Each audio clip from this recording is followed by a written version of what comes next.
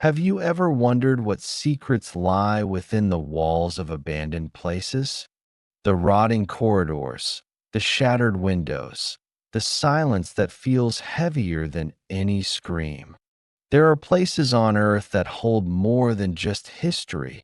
They hold something alive, something that watches, something that remembers. Today, you will hear three true terrifying stories that happened inside an abandoned asylum, a place once filled with screams, broken minds, and cruel experiments. This is not just another ghost tale. These are chilling accounts from people who swore they would never set foot inside that building again. By the end of this video, you'll question whether the voices in the dark are echoes of the past, or something still lingering, waiting for its next victim. So, turn off the lights, put on your headphones, and prepare yourself. Because once you enter, you may never come out the same. Story 1. The shadow in the corridor. It began as a dare, the kind of reckless challenge that teenagers throw at each other when boredom mixes with arrogance.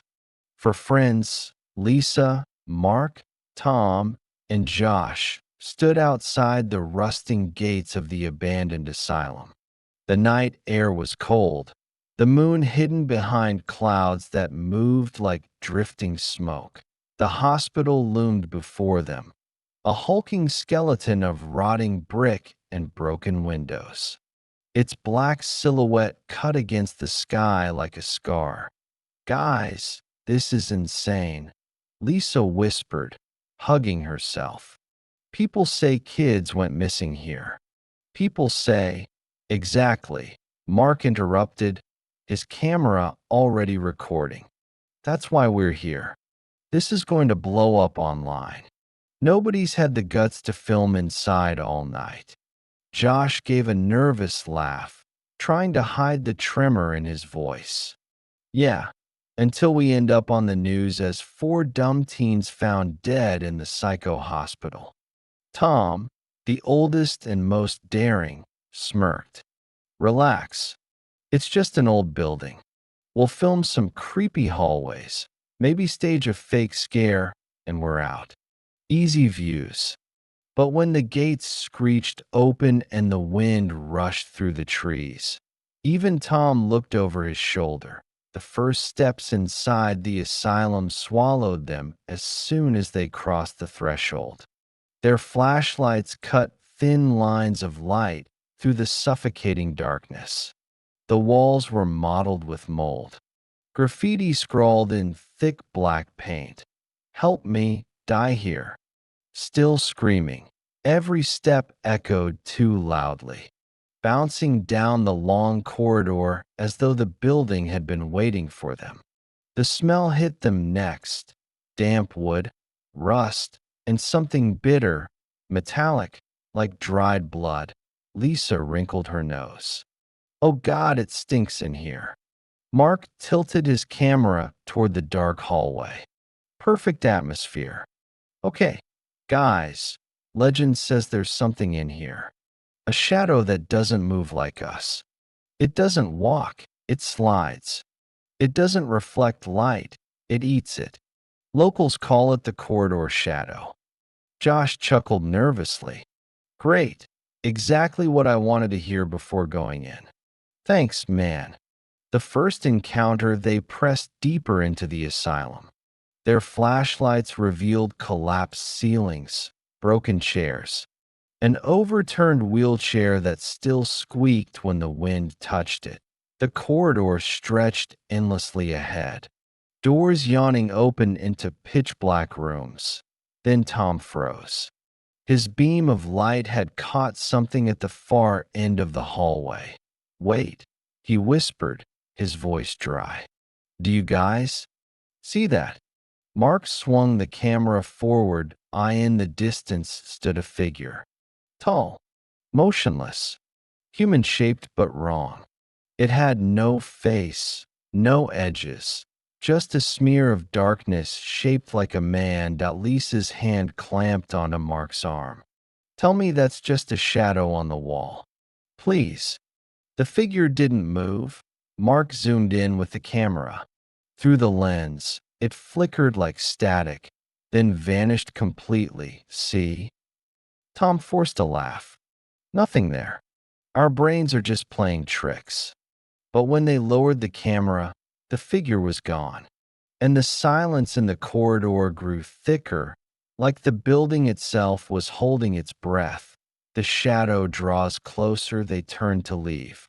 But as they spun around, every single one of them froze. The shadow was there again. Not down the hall this time, closer, 20 feet away. And it hadn't walked. It was simply there, as if the darkness had rearranged itself. Run, Lisa breathed. They stumbled backward, flashlights trembling in their hands. The thing didn't follow like a person. It didn't step, didn't lunge. It slid, a ripple of darkness pulling it forward, soundless, weightless, devouring the light aimed at it. Josh screamed and bolted down a side hallway. Tom and Lisa followed. Mark ran after them, his camera bouncing violently, catching blurred frames of peeling wallpaper and broken doors. Behind them, a door slammed shut so hard the walls shook. Another door flew open on its own. The building groaned as though alive, hurting them, pushing them deeper inside. Splitting apart, the group scattered in the maze of corridors. Lisa? Josh's voice echoed, panicked. I'm here. This way. She screamed up. Mark's camera picked up her figure turning a corner. He sprinted, lungs burning, every step slamming like a gunshot. The shadow's presence was behind him. He didn't hear footsteps, but he felt it, like a cold pressure at his back. Lisa's flashlight beam flashed ahead. Then her scream tore through the air. It was cut short, strangled mid-breath. Lisa, Mark shouted, rounding the corner, but there was nothing. Only her flashlight, rolling on the ground, its beam flickering across the wall. And there, stretched along the plaster, was the shadow, twisting, pulsing, as though it had melted into the very structure of the building. The last recording, Mark's breathing grew ragged. The camera caught his pale, terrified face as he stumbled backward, whispering, "No, no, no, no, no." He turned it toward the corridor. The shadow emerged again, filling the hallway, closer than ever. The image blurred, static tearing across the screen. Mark swung the camera around, capturing his own terrified eyes. His breath hitched, and then, behind him, just visible in the shaky frame, a tall, faceless figure loomed inches from his shoulder. The light bent unnaturally around it, leaving a gaping void where its body should be. The camera fell to the floor. A scream ripped through the silence. Mark's voice. And then the recording ended in static. The aftermath: weeks later, a security guard found the camera half buried under debris. The footage was intact, every horrifying frame still there. But of the 4 teenagers, Lisa, Mark, Tom, and Josh, no trace was ever found. Not a body, not even a piece of clothing. Only the camera remained. And in the very last frame, just before the static swallowed the screen, the outline of the shadow can still be seen. Waiting. Story 2. The screams in the basement. His name was Ray, and he'd worked as a security guard for almost 10 years. He wasn't easily shaken. He dealt with empty warehouses, sketchy neighborhoods, even the occasional break-in. But nothing could have prepared him for what he heard inside the asylum. The company had gotten repeated complaints from residents nearby. Late at night, coming from the asylum, People swore they heard screaming. Not just one voice, dozens. Men, women, even children. The police checked the building once, but with no trespassers found, they shrugged it off as old pipes or animals. S.O. Ray was sent to investigate. Entering the building, he arrived just after midnight. The asylum stood like a tomb against the night sky, its broken windows glowing faintly with moonlight. His flashlight beam trembled as he forced the rusting door open. The smell hit him instantly. Mold, rust, and something else, sharp, sour, like old medicine mixed with rot. He raised his walkie-talkie. Dispatch, this is Ray. Entering the premises. Copy. Static. Then silence. The radio was dead inside the building. Ray cursed under his breath, clicking on the small recorder he always carried. It was habit, document everything on patrol. His voice echoed through the cavernous lobby. Entry log, 12:15 a.m. building is secure. Proceeding to basement. The descent the staircase groaned beneath his boots as he descended. The air grew colder, dampness clinging to his skin.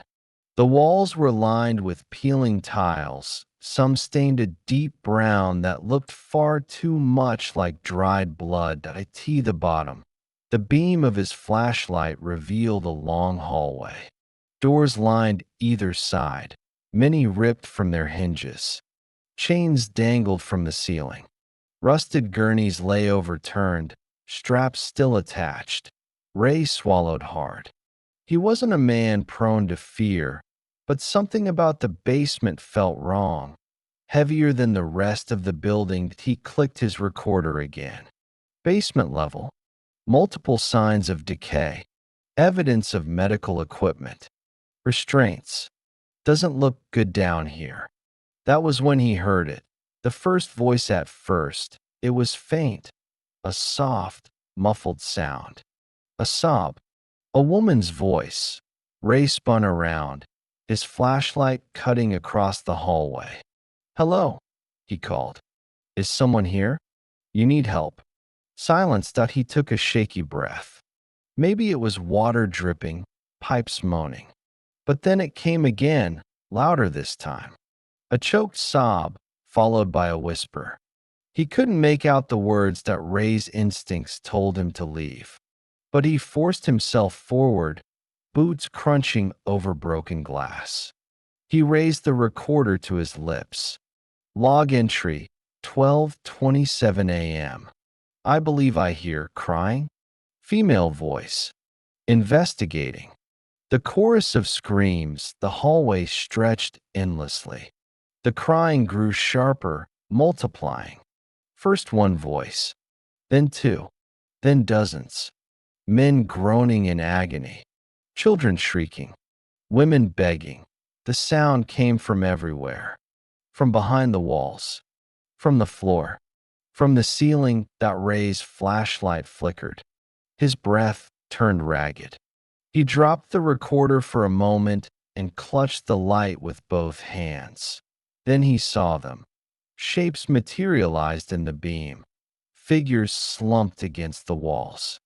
Thin, translucent, their eyes hollow pits. Patients.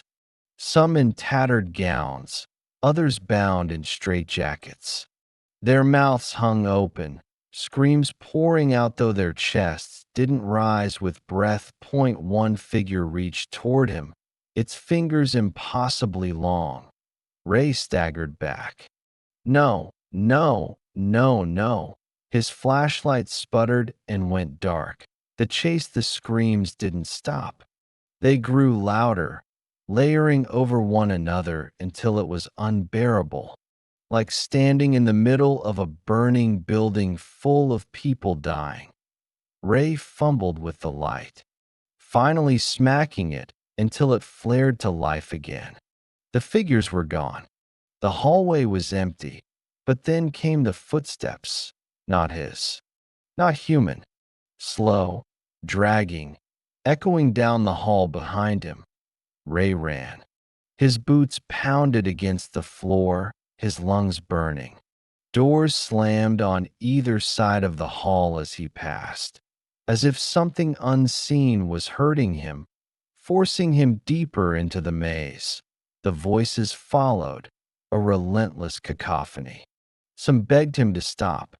Others screamed for him to run. One voice, deep and guttural, whispered directly in his ear, "You don't belong here." Ray nearly collapsed as he reached the stairs. He scrambled up them two at a time, his legs barely working, until finally he burst into the open air, the recording shaking. Ray climbed into his car and slammed the door shut. His hands wouldn't stop trembling as he replayed the recorder at first. It was only his own voice. Entry log. 12:15 a.m. building is secure. Proceeding to basement. Then static. Then crying. Loud, unmistakable sobbing. Then screams. Dozens of them. Terrified, panicked, tortured. Voices calling his name. Voices begging for help. Ray dropped the recorder on the passenger seat and drove away, swearing never to return. The next day, he quit his job. He told his supervisor, "There are still people in that basement.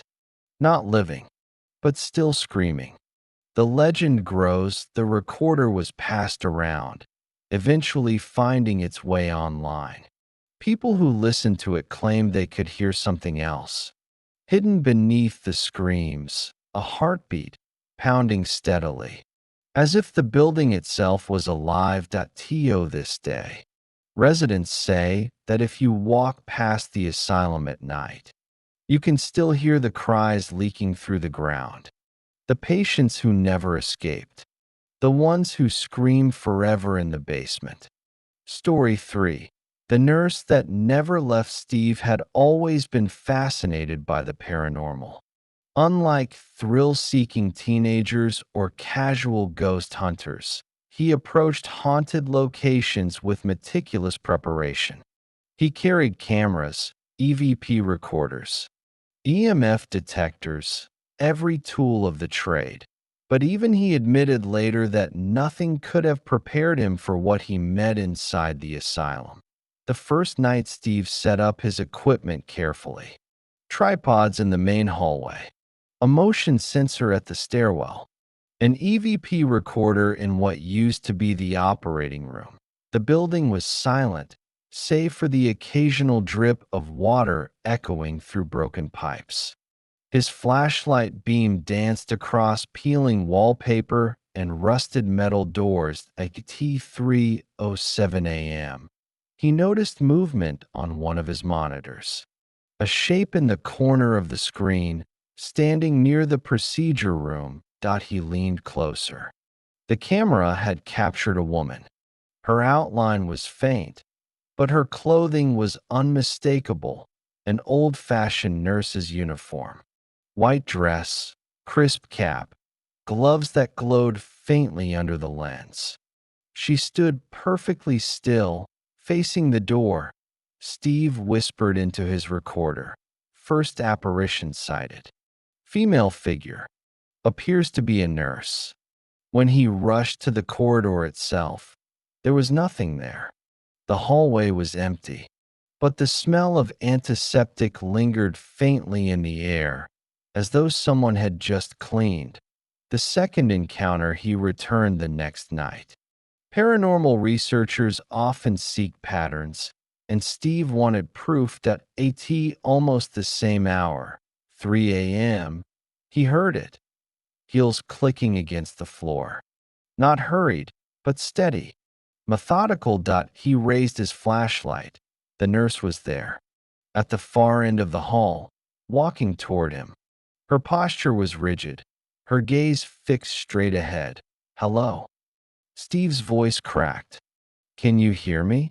The figure didn't respond, didn't even blink. She just kept walking. Her shoes made no sound now. Her movements were unnatural, gliding instead of stepping, like film running too smoothly. Steve's equipment spiked, EMF detectors shrieking, cameras flickering static. He backed away, breathing hard. "What do you want from me?" The nurse stopped, tilted her head slightly, like a curious bird. Then she vanished, dissolving into the shadows. The third night Steve should have left. Every instinct told him not to come back, but obsession had already sunk its claws into him. He needed answers. That night, the nurse appeared again, closer this time, always near the same room, the one with rusted metal beds, where old reports said patients had been subjected to experimental procedures. Steve gathered his courage and stepped forward. "Who are you?" he asked, voice trembling. "What happened to you here?" For the first time, she moved differently. Her head turned toward him. Her face came into view. It wasn't whole. Skin pale as wax, lips sewn shut with black thread. Her eyes were wide, glassy, filled with a frozen scream. Steve stumbled back, gagging. His flashlight sputtered out "I" in the darkness. He heard the sound of metal wheels squeaking, the unmistakable noise of a medical cart being pushed down the hallway. It drew closer and closer until it was right behind him. When the light flickered back on, he was alone. The nurse was gone. The corridor was empty. Home is no escape. Steve packed up his things in terror and fled the asylum. He swore he would never go back, but the asylum didn't let go.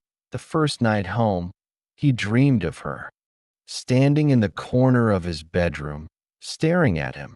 The second night, he woke to the sound of wheels squeaking across his kitchen floor. On the third night, he found something waiting on his table, a single, rusted syringe. He stared at it for hours, trying to convince himself it wasn't real. But the needle was sharp enough to draw blood when he touched it. The nurse follows. From then on, the nurse was with him. Not always visible, but always there. Sometimes he saw her reflection in mirrors, standing just behind him, her head tilted at that same unnatural angle. Sometimes he caught the faint scent of antiseptic, though his apartment was spotless. And sometimes, when he closed his eyes, he swore he felt cold. Gloved hands brush across his skin. Steve's health declined rapidly. He stopped eating. He barely slept. Friends said he looked pale, haunted. Finally, he confessed to one of them. "I didn't leave her behind. She came with me, and she's never going to leave." The final recording weeks later, Steve uploaded one last video to his channel. His voice was shaky, desperate. "If you're watching this, don't go to the asylum. Don't look for her. She finds you. She follows you home. She never lets go." The video cut off abruptly. His channel was never updated again. And to this day, some viewers claim that if you pause that final video at just the right moment, you can see her standing behind him, her pale face, her sewn lips, her empty eyes staring into the camera. Asterisk if you made it this far. You're brave enough to step into the darkness. These stories remind us that abandoned places are never truly empty. Sometimes they keep more than just memories. They keep the restless, the broken, and the damned. Would you dare to walk into that asylum alone at night? Tell me in the comments what you think you would experience there. And if you want to hear more real terrifying stories like these, make sure to hit the like button, subscribe to the channel, and ring the bell so you never miss what comes next, because the next story might be the scariest one yet.